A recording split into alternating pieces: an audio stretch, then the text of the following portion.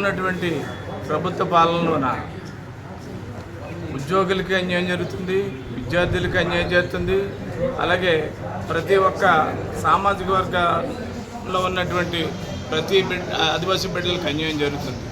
గతంలో ఇప్పుడున్న కలెక్టర్ గారు రంపచోడవరంలో పీఓగా పనిచేసినప్పుడు పరిపాలనా విధానం బాగా జరిగింది. ఇక్కడికి వచ్చిన తర్వాత కలెక్టర్ అయిన తర్వాత ఆయన ఏ సమస్య తీసుకెళ్ళినా సరే కానీ సమస్యల పట్ల సరిగా స్పందించడం లేదు. ఈ సమస్య పట్ల స్పందించకపోవడం వలన చాలా అన్యాయం జరుగుతుంది ఆదివాసీలకి.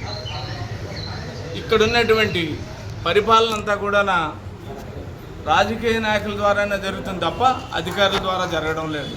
ఏటీడబ్ల్యూకి ప్రమోషన్స్ ఇస్తున్నారు, ఇక్కడే ఉంచుతున్నారు. డీటీడబ్ల్యూకి ప్రమోషన్స్ ఇస్తున్నారు, ఇక్కడే ఉంచుతున్నారు. ఎంతకాలం ఉంచుతారు? ఒక్కొక్క పాఠశాలలోన 4-5 సంవత్సరాలు, 5 సంవత్సరాలు, 8 సంవత్సరాలు ఉంచుతున్నారు. దోసుకు తింటున్నారు డీటీడబ్ల్యూలు, ఏటీడబ్ల్యూలు.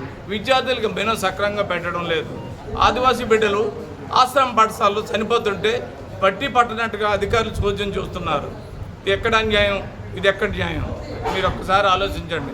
గౌరవనీయ కలెక్టర్ గారు, మా బిడ్డలకు అన్యాయం జరుగుతుంది, మీరు న్యాయం చేస్తారని చెప్పేసి ఆదివాసీలందరూ కూడా ఏకంగా మేమైతే ఆశ పెట్టుకొని ఉన్నారు. కానీ మీరు మాత్రం ఆదివాసీలకు మాత్రం సరైన న్యాయం చేయడం లేదు.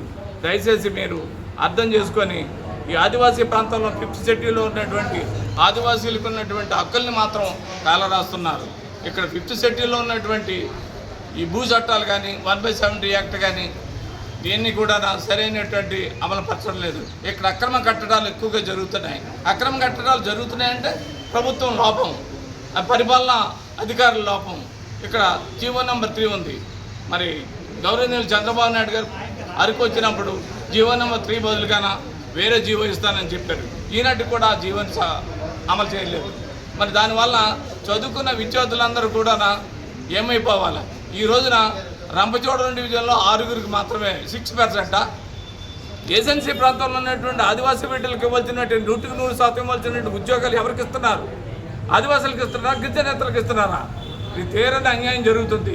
ఇది తగినటువంటి మరి పరిణామాలను మరి కలెక్టర్ గారు చూడాల్సి వస్తుంది. అలాగే గౌరవనీయులు ముఖ్యమంత్రి గారు, విద్యాశాఖ మంత్రి గారు దీనిపై జోక్యం చేసుకొని ఆదివాసీ బిడ్డలకు ఉన్నటువంటి రిజర్వేషన్ 100% కూడా ఖచ్చితంగా మీరు అమలుపరచాలి. లేనట్లయితే మాకు అన్యాయం జరుగుతుంది. మా ఆదివాసీ బిడ్డలు కూడా దిక్కు చూసిన పరిస్థితుల్లో ఆ తరుణాలకు కూడా ఆత్మహత్యలు కూడా చేసుకునే పరిస్థితి వస్తుంది. ఎప్పుడు డిఎస్సి వస్తుందని ఎదురు చూస్తున్నారు విద్యార్థులు. ఈ రోజున డిఎస్సి నిజంగా ఆశలన్నీ కూడా నిరాశలు చేశారు. మరి అలాంటి తరుణంలోన మీరు సరైనటువంటి న్యాయం చేయకపోతే ఆదివాసీ బిడ్డలకు అన్యాయం అవుతుంది. ఇక్కడ ఉన్నట్టు గిరిజనేతర బిడ్డలకు మాత్రమే న్యాయం చేస్తున్నట్టుగా కనపడుతుంది. ఆదివాసీ బిడ్డలకు ఎక్కడ న్యాయం చేస్తున్నారు? ఒక్కసారి మీరందరూ కూడా ప్రభుత్వం దృష్టికి తీసుకెళ్ళి మీరందరూ కూడా అధికారులందరూ కూడా గవర్నర్లు చంద్రబాబు నాయుడు గారికి, లోకేష్ గారికి తెలియజేసి మాకు న్యాయం జరిగితే మాత్రం మంచిది, న్యాయం జరగకపోతే తీవ్రమైన పోరాటం చేస్తామని చెప్పేసి ఈ సందర్భంగా తెలియజేస్తాం. అలాగే 30వ తారీఖు వరకు ఇచ్చినటువంటి అఖిలపక్ష సమావేశంలో మన పాలకవర్గ సమావేశంలో జరిగినటువంటి జీవో నెంబర్ 3 మీద మరి అందరూ కూడా ఏకపక్షంగా అందరూ కూడా మాట్లాడడం జరిగింది. అన్ని పార్టీలు కూడా అందరూ కూడా ఆదివాసీ సంఘాలు కానీ విద్యార్థి సంఘాలు కానీ అందరూ కూడా సంజయ్ రాణి గారు ట్రావెల్ మినిస్టర్ గారు, కలెక్టర్ గారు దృష్టిలో పెట్టాం. అది ఈ నెలాఖరు లోపల ఇస్తే సరే, లేకుంటే మొత్తం ఏజెన్సీ అల్లూరు సీతారామరాజు జిల్లా అంతా కూడా స్తంభింప చేస్తామని చెప్పేసి ఈ సందర్భంగా తెలియజేస్తాం. ఈరోజు ప్రధానమైన విషయం ఏంటంటే ఈ కరపత్రాలు రిలీజ్ చేసే ఒక ఉద్దేశం ఏంటంటే మేము ఈ పరిసర ప్రాంతంలో మా గిరిజన బిడ్డల యొక్క చట్టాల కోసం, హక్కుల కోసము అనేక సమస్యలు, సుదీర్ఘంగా ఉన్నటువంటి సమస్యలు కలెక్టర్ దృష్టికి తీసుకెళ్లడం జరిగింది. అది జనవరి 9వ తారీఖు 2025వ సంవత్సరంలో మేము కలెక్టర్ గారికి అపాయింట్మెంట్ తీసుకొని కలవడం జరిగింది. మా గిరిజనుల యొక్క సమస్యలు ఆయనకు మరి లిఖితపూర్వకంగా సమస్యల్ని ఆయనకు ఇచ్చి మేము మాట్లాడడం జరిగింది. మరి ఇప్పటిదాకా మా గిరిజనుల యొక్క సమస్య మేము ఇచ్చినటువంటి ఆ లిఖితపూర్వకం ఇచ్చినటువంటి ఆ భూ సమస్య అయితే ఏంటి, విద్యార్థుల మరణం అయితే ఏంటి, మరి అక్రమ కట్టడాల విషయాలు అయితే ఏంటి, అలాగే మరి అనేక రకరకాలైన అంశాలు అక్కడ మేము పొందుపరిచి కలెక్టర్ గారికి ఇవ్వడం జరిగింది. ఇచ్చి ఇప్పటికీ 105 రోజులైందండి. కలెక్టర్ గారు తన పరిధిలో ఉన్నటువంటి సమస్య కూడా పరిష్కారం చేయలేదు. అంటే మేము ఈ జిల్లాకి కలెక్టర్గా ఒక దేవుడిగా చూసుకుంటాం. అలాంటి వ్యక్తులే మా గిరిజనుల పట్ల ఉన్నటువంటి సమస్యను పరిష్కరించకపోతే మేము ఎవరితో చెప్పుకోవాలి?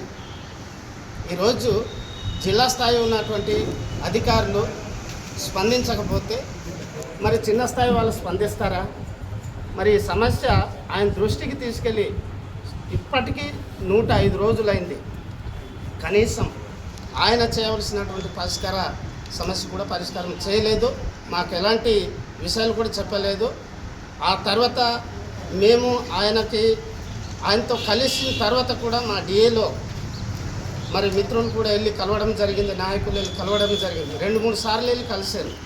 ఇప్పుడు దాకా కూడా ఆయన నోటి నుంచి ఒక మాట కానీ లేకపోతే మీకు న్యాయం చేస్తామని కానీ చెప్పలేదు.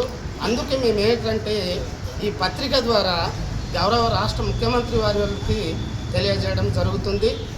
మరి మేమైతే చెప్తున్నామండి, మరి ఒక జిల్లా స్థాయి ఉన్నటువంటి అధికారి పట్టించుకోకపోతే మేము ఎవరికి చెప్పాలి? అంటే అప్పుడైతే నక్సలైట్ ఉండేవాళ్ళు, వాళ్ళకి చెప్పేవాళ్ళం మేము సమస్య. ఇప్పుడు ఎవరికి చెప్పాలి? అందుకే నేను అడుగుతున్నాను నేను కలెక్టర్ గారికి.